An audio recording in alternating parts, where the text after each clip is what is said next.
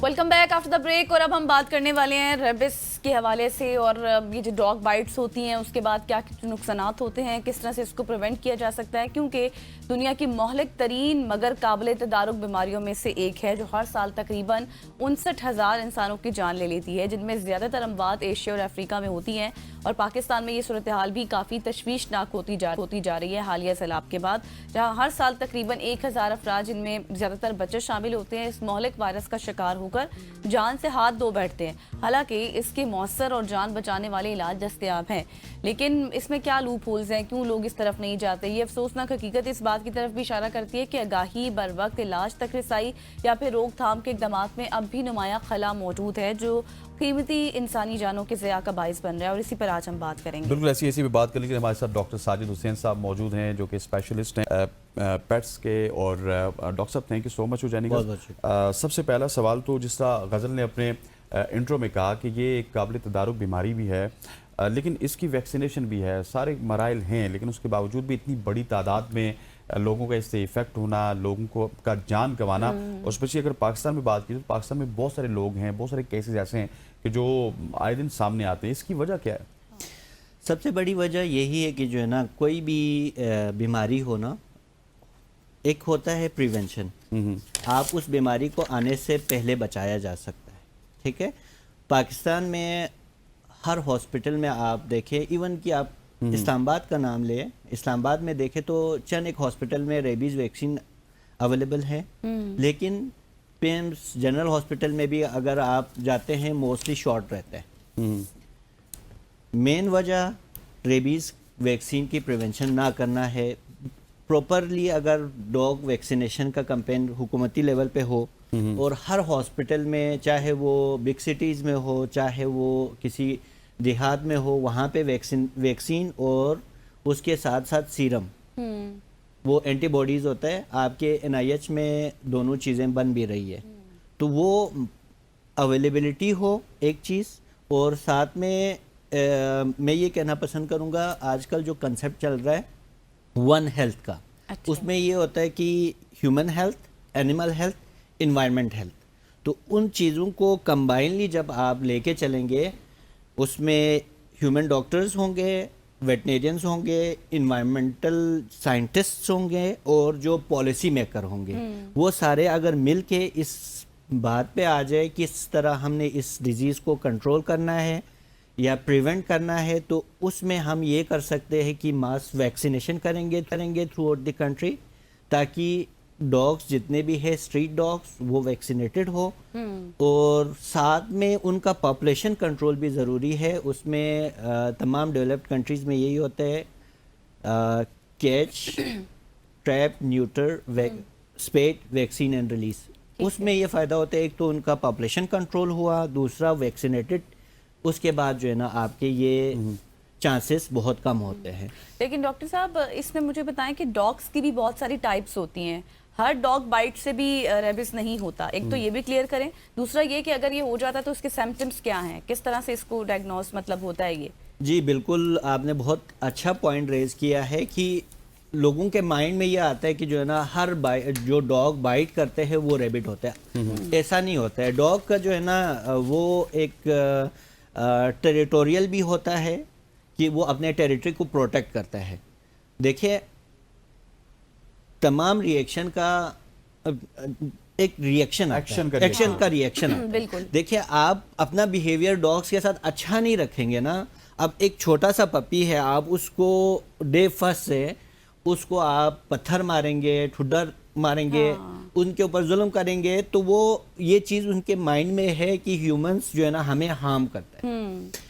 एक स्टेज आता है, वो प्यूबर्टी स्टेज क्रॉस करता है, उसके हार्मोन्स पीक लेवल पे जाते हैं, उनमें एग्रेशन आता है, तो जाहिर सी बात है उसने अपने प्रोटेक्शन के लिए भी बाइट करते हैं।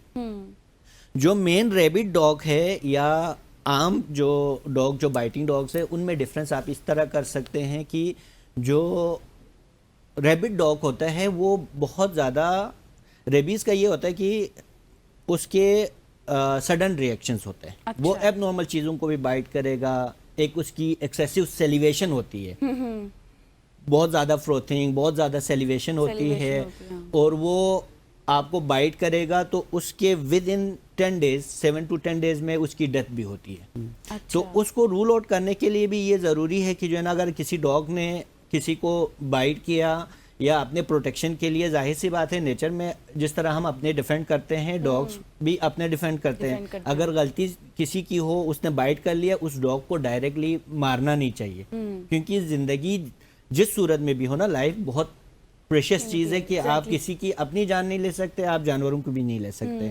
तो आपको ये ज़रूरी है कि जो है ना, उसको रूल आउट करना। आप वेटनेरियन का हेल्प ले सकते हैं, उसके आइज से आपको पता चलेगा, उसके सेलिवेशन से, उसके बिहेवियर से आपको पता चलेगा कि ये रैबिट है या नहीं है। तो उसको रूल आउट करना ज़रूरी है ताकि कोई भी इस सूरत में किसी डॉग को ना मारे। बिल्कुल ऐसे। अच्छा डॉक्टर साहब, अगर आम फेम जुबान में इसको कहा जाए तो अक्सर लोग कहते हैं इसको पागल कुत्ते ने खाया था, ठीक है, काटा है। हाँ, पागल कुत्ते ने इसको काटा है। दूसरी जगह अगर कोई नॉर्मल इसमें कुत्ता हो जाए तो उसमें भी वैक्सीनेशन का अमल हमें करना चाहिए, या जब कोई पागल कुत्ता, जिस तरह आम फेम लोगों के लिए मैं कह रहा हूँ, तो उसमें हमें ज्यादा इसको रैपिडली करना चाहिए? वैक्सीनेशन तो तमाम दोनों अमल में नॉर्मल डॉग्स की होती है, ये प्रिवेंशन के लिए होता है। चाहे आपने पेट डॉग रखा है, चाहे आपने पेट कैट रखा है, या आपके पास फॉक्सेस है, रेकॉन्स है जो वाइल्ड में है, ये सारे रिजर्वायर्स में आते हैं। तो इवन चमगादड़, वो भी एक रिजर्वायर के तौर पर एक्ट करते हैं। तो मेनली जो ह्यूमन को डायरेक्टली इन्फेक्ट करते हैं वो डॉग्स है, तो डॉग्स की तो वैक्सीनेशंस बहुत ज़रूरी है।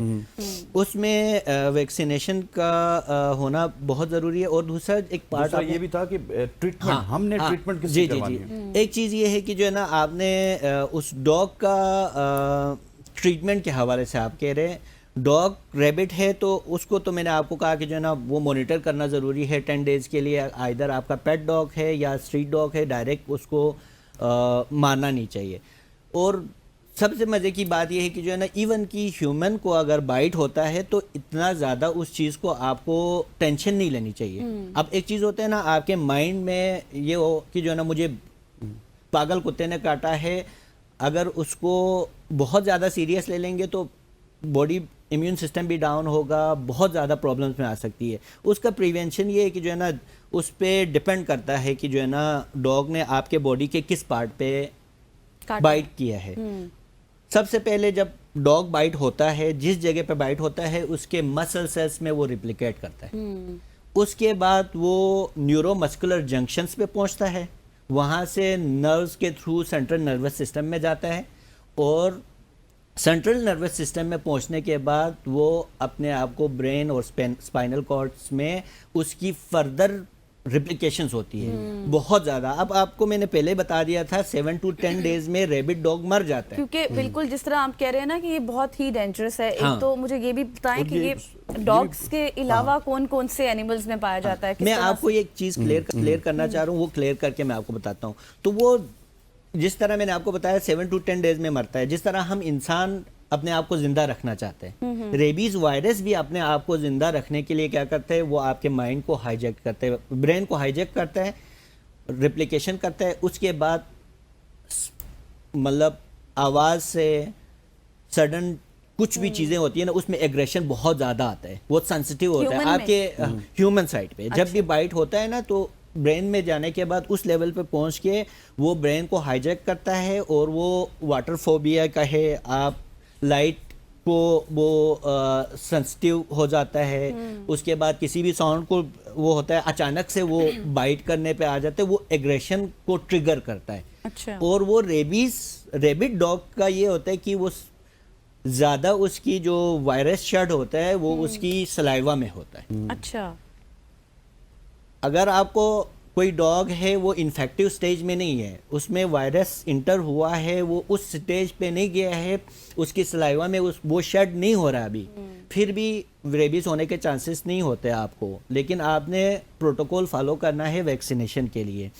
तो वो बॉडी के पार्ट पे भी डिपेंड करता है। अगर पाँव पे अगर बाइट होता है तो वो पर डे के हिसाब से वायरस 1 सेंटीमीटर पर डे के हिसाब से वो ट्रैवल करता है। अच्छा। मैं इसी प्रोसेस की बात करना चाह रहा था हाँ, कि कितनी देर में ये कितनी देर यहाँ में तक पहुँचता दिमाग है? तक पहुंचने में। अब एक चीज़ है, किसी का पाँव पे बाइट हुआ है तो वायरस को पहुंचने के लिए टाइम अच्छा, टाइम टेकिंग ज़्यादा है। अगर वो डायरेक्ट आपके फेस पे, नेक रीजन पे जहाँ पे बाइट होता है तो यहाँ वो पे उस पे डिस्टेंस जल्दी बहुत है। कम होता है, तो आपके पास पीरियड शॉर्ट पीरियड होता है। आपने डायरेक्ट जाना है किसी अच्छे हॉस्पिटल में जाके। एक तो आपने ये करना है कि जो है ना, इसमें ह्यूमन RIG कहते हैं कि ह्यूमन रेबीज एंटीबॉडीज, जिस जगह पे बाइट होता है वहाँ के सराउंडिंग में, और जिस जगह पे बाइट होता है वो 20 इंटरनेशनल यूनिट्स पर केजी के हिसाब से लगते हैं, वो पूरा इनफिल्ट्रेट करना होता है उस जगह को। और साथ में पोस्ट बाइट वैक्सीन का प्रॉपर शेड्यूल है, उसको भी फॉलो करना ज़रूरी है। एक चीज़ है, आपको बाइट हुआ, आपके डॉक्टर ने इस सराउंडिंग एरिया को इनफिल्ट्रेट किया, उससे एंटीबॉडीज 100% प्रोटेक्शन देती है 100% प्रोटेक्शन देती है इससे। तो वो इनफिल्ट्रेट करने के बाद पोस्ट बाइट रेबीज का वैक्सीन स्टार्ट करेंगे 0 डे पे। जिस दिन बाइट हुआ उस दिन रेबीज का वैक्सीन हुआ, और साथ में एंटीबॉडीज जो ह्यूमन रेबीज एंटीबॉडीज इम्यूनोग्लोबुलिन्स है वो इंजेक्ट हुआ। उसके बाद 3rd डे पे रिपीट करना होता है, अच्छा। फिर 7th डे पे रिपीट करना होता है, फिर 14 डेज पे, फिर 28 डेज पे। तो आप रूल आउट भी कर सकते हैं, जिस डॉग ने आपको बाइट किया है उसको क्वारंटीन करें, एक जगह पे रखें। अगर वो 10 डेज में एक्सपायर कर जाता है, वो 100% श्योरिटी है कि जो है ना, ये रैबिट डॉग था कि इसने बाइट किया है, ये मर गया है। आपको डरने की ज़रूरत नहीं है। आपने एंटीबॉडीज भी लिया है, आपने वैक्सीनेशन शेड्यूल भी फॉलो किया है, आपके 7 डे पे आपने 3rd वैक्सीन हुई है, फिर आपने 14 डेज पे भी आपने रिपीट कराना है, और साथ में 28 डेज पे। और सबसे इम्पोर्टेंट बात यह है, जब आपको बाइट होता है आपने 15 मिनट्स के लिए आपने उस जगह को साबुन से प्रॉपरली रनिंग वाटर से आपने धोते रहना है 15 मिनट्स। उसके बाद आपने उस जगह को पायोडीन से या अल्कोहल वगैरह से डिसइंफेक्ट करना है, और आपने उसको बैंडेज वगैरह करके बंद नहीं करना। अच्छा। उसके बाद आपने डॉक्टर के पास जाना है, डॉक्टर के पास जाके एंटीबॉडीज और साथ में वैक्सीनेशन पोस्ट बाइट लेना है, और शेड्यूल को फॉलो करना है, और कोई सही। एंटीबायोटिक डॉक्टर अच्छा साहब, ये लेना है। चीज तो हो गई। अब जो मेरा सवाल पेंडिंग था वो जी। ये कि कौन कौन से जानवरों में पाया जाता है, ये हाँ। किन किन जानवर से होता है?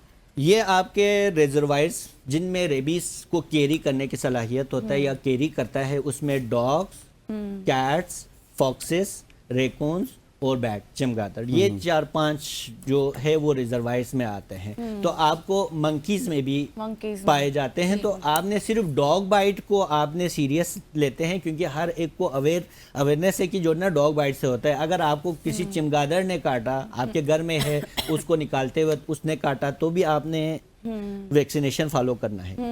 या अगर आपको किसी फॉक्स ने काटा, या किसी और जो रिजर्वायर्स में आपके घर में आपने कैट रखा हुआ है, ऑल ऑफ द सडन उसमें एग्रेशन आना स्टार्ट होता है। कैट्स में भी अच्छा। वो बाइट करना स्टार्ट करता है, वो किसी साउंड को बहुत ज़्यादा रिएक्ट करना स्टार्ट करता है, अनयूजुअल बिहेवियर करना स्टार्ट करते हैं। तो to be on safe side आपको लाजमी वैक्सीनेशन को फॉलो करना चाहिए। आपके पेट को भी एक अच्छे वेटनेरियन के साथ मंकीज और कैट्स, हाँ, ये मेन है। इसके अलावा कोई है डॉग्स? चमगादड़ का भी हाँ, आपने बताया। चमगादड़, मतलब अच्छा। ये मेन उसमें अच्छा, सबसे ज्यादा अब डॉग्स थोड़ा सा डॉक्टर साहब दूसरी साइड पे आते हैं। साइड ये है कि जब इतना मुअस्सर इलाज इंसान के लिए भी मौजूद है, पेट्स के लिए भी मौजूद है, हम उस तरफ क्यों नहीं जा रहे? हम क्या वजह है कि इतनी ज़्यादा रिलेक्टेंट होते हैं कि ना हम वैक्सीनेशन की तरफ जाते हैं, और कोई अगर हमें कार्ड भी जाए तो हम उसको फॉर यू पे ले लेते हैं, और at the end of the day अपनी जान गंवाते हैं।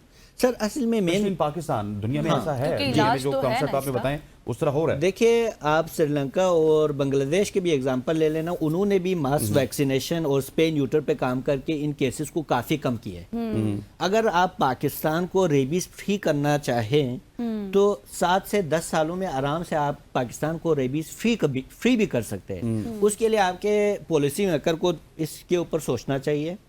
देखिए, आप वेटनेरियंस का हेल्प ले सकते हैं, और सबसे बड़ी बात यह है कि जो है ना, अभी तो काम बहुत आसान हुआ है। वो इस वजह से हुआ है, अल्हम्दुलिल्लाह पाकिस्तान का यूथ इतना अवेयर हुआ है। Through out Pakistan rescue groups है, रेस्क्यूअर्स इस पे काम कर रहे हैं, इनके वेलफेयर के लिए काम कर रहे हैं।